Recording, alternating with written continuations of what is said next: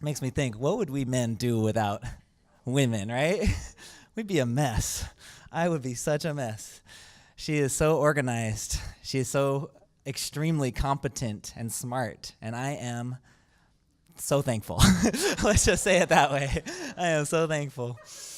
Oh my goodness. I haven't finished college, and she's got the master's degree. It's amazing.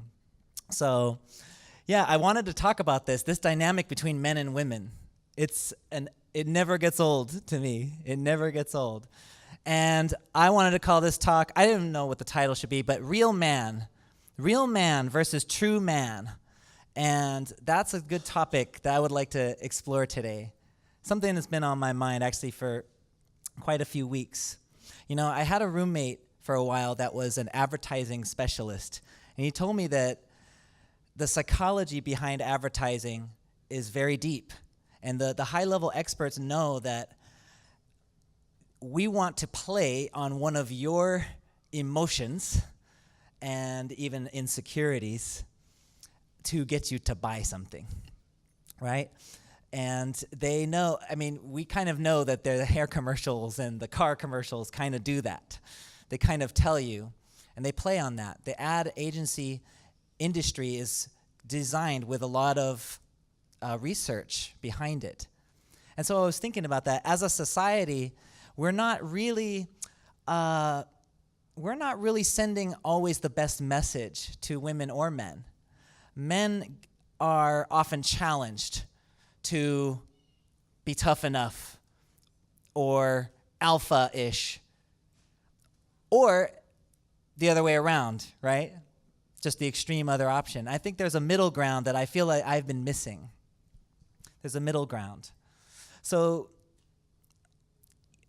you know, we've had like 6,000 years, or 5,000 years, 6,000 years of women being really not human, not respected.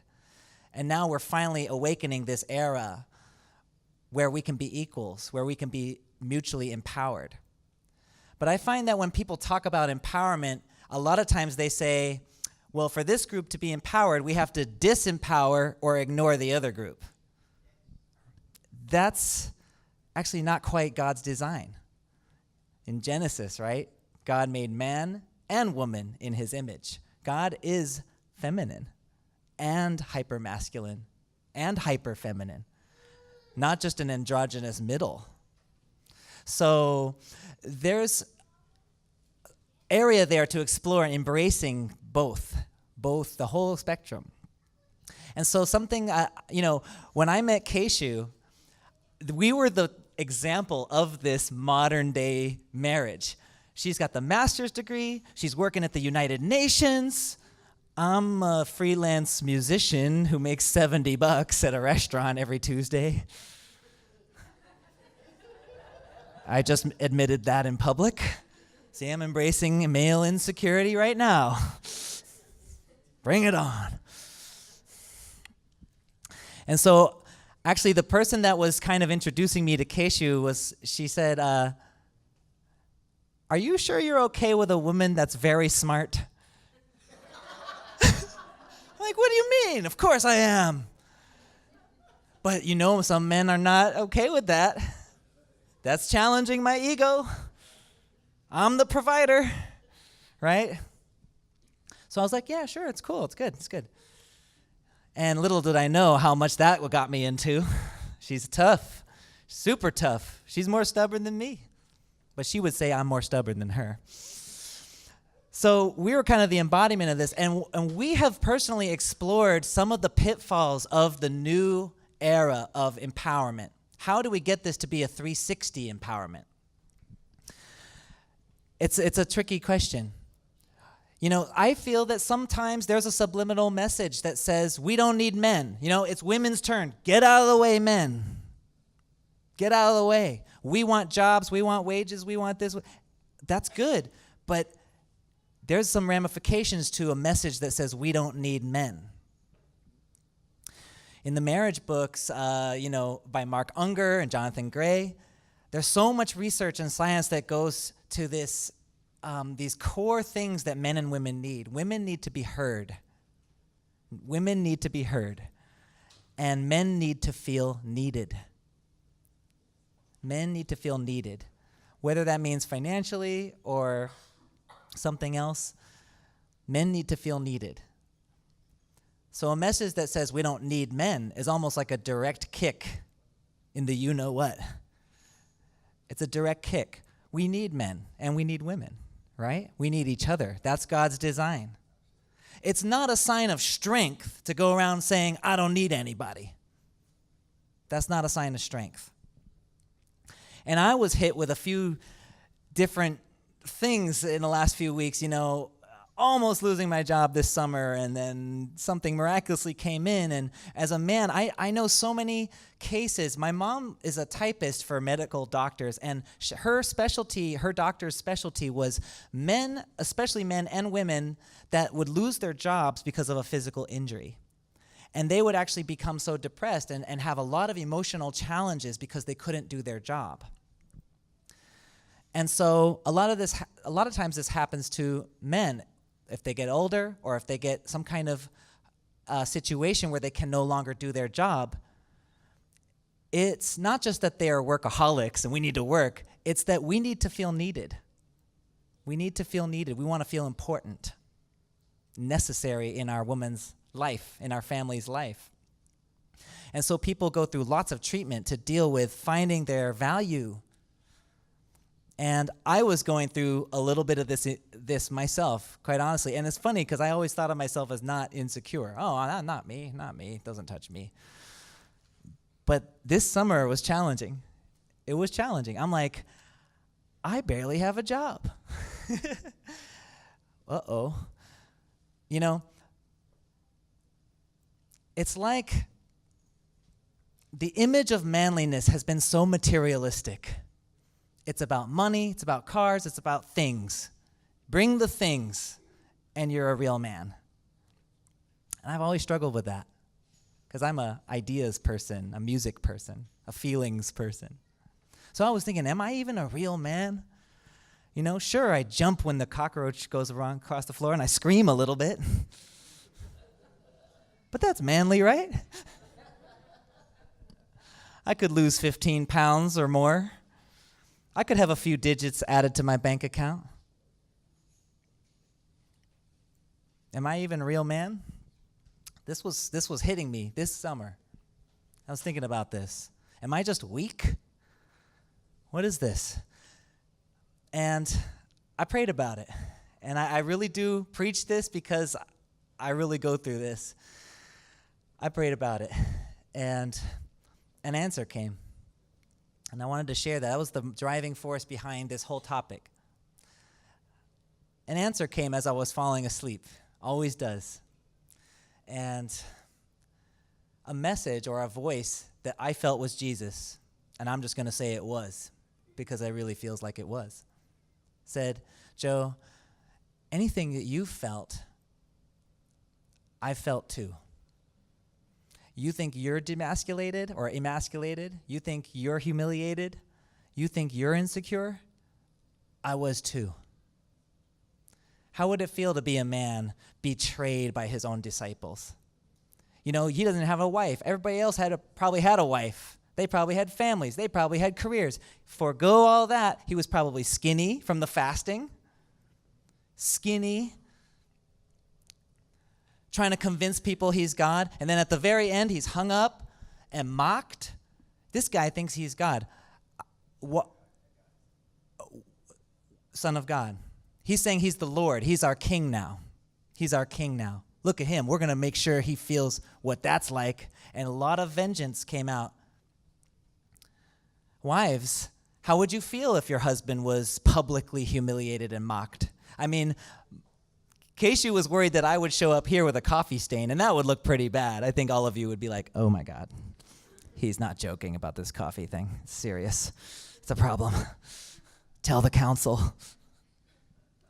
Imagine, wives, would you want your husband to be humiliated and mocked like that in public? Jesus was mocked and humiliated. And this feeling entered me so strongly I had to get up. My mind was racing. And I went into the kitchen and I stood there and I was writing. Keishu came up. She's like, "Where have you been? It's been like 2-3 hours through the middle of the night. And I said, my mind is racing. I'm just thinking a lot of stuff. I didn't want to tell her. This is too much. And as I'm getting a little bit loopy and tired at this end of this all-nighter, it hit me. God has felt everything I have felt to the exact degree and then some that I have felt it. And it became a cathartic, almost a source of strength. Anything you go through, anything that you have been through in your past, God has felt it just as severely as you. He's been there. And that's an incredible source of strength. That's a source of strength and comfort. You know, when you're telling your friends, hey, I've been through this thing, my car just broke down, I just lost my job. If that friend says, yeah, I've never really lost a job and I have a lot of great cars, but I feel bad for you, man. It's not very helpful. I want somebody who's been through what I've been through, right? I've been through that exact thing, and I made it. And that's what Jesus has a message for me that night, and I want to share that with you.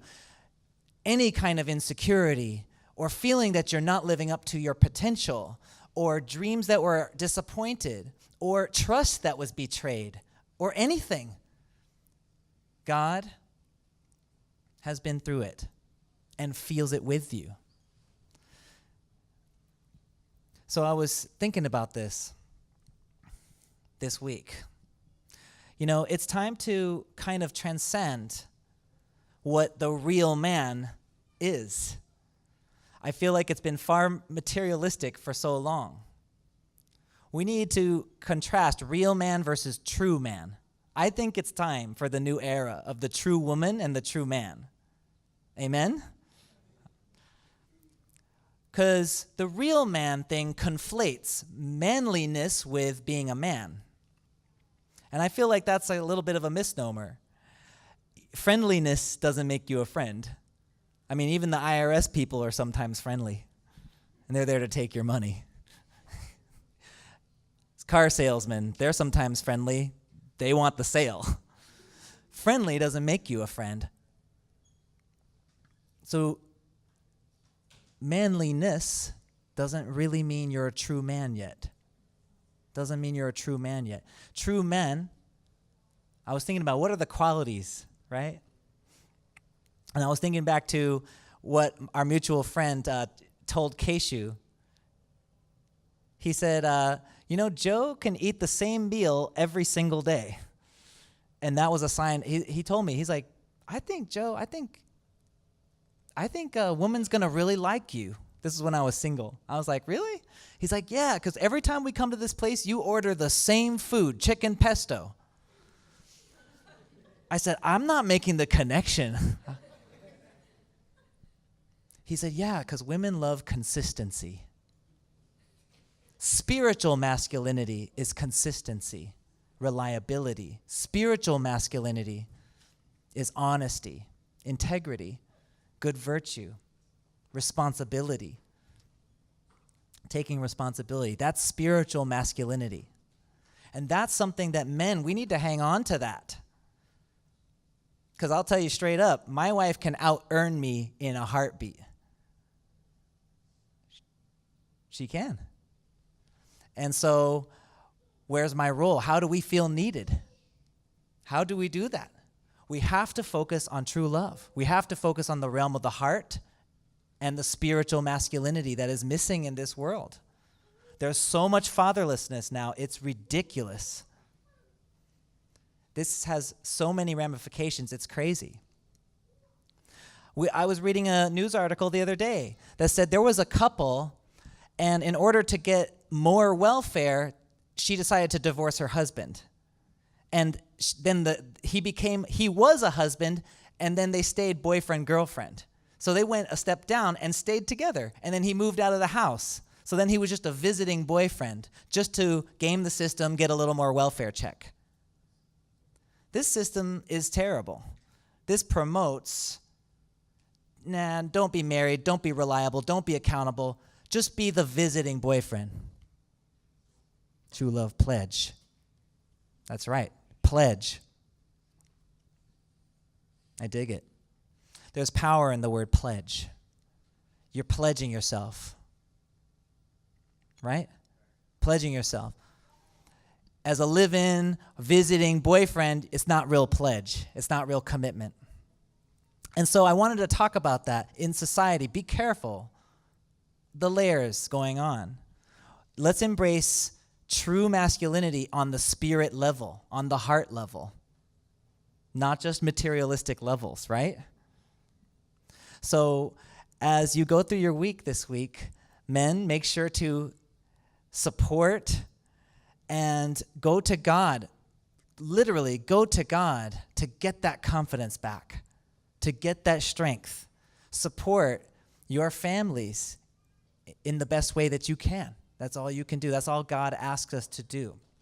So we need to support each other. 360-degree empowerment is what we are going for in this new era.